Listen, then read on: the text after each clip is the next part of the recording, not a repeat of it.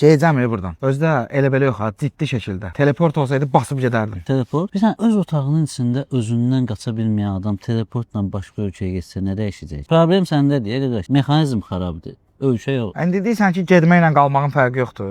Yox, fərq var. Bax məsələn gedənlər deyirlər ki, qəhrəmandır da, bax olsun, getdi, çıxdı o ya. Amma qalanlar da deyirlər yetim bədbax, yəqin viza alamayım, ona görə get. Bilirsən, özümü tapa bilmirəm ya burada. Qardaş, burada da tapa bilməyəcəksən də. Birinci gün avokado tost tapmayacaqsan, hə, şəhər uşaqları kimi. İkinci gün Wi-Fi zəif olacaq. Üçüncü gün görəcəksən ki, hansısa yad adama ingilis dilində öz dərdini danışmaq istəyir. Amma öz dilində də danışa bilərdin də. Yəni problem dildə deyil, başa düşdün? Problem özümüzdədir. Biraz başqa dillərdə, hərənin öz dili var. Hə, bəs yaxşı qalsam. Qalson işte deyib bu küçə, bu skameyka, nə bilim deyə oradakı sayxana, hamısı səni tanıyır da, rahat. Amma elə bir hisslərin sənə yenə də yad qalacaq da.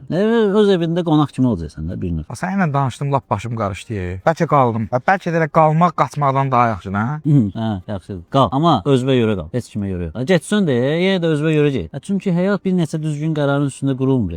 Həyat ona görə maraqlıdır. Orada səhvlər edəsən. Amma ən çox ziyanı adamı öz-özündən qaçmağa verir.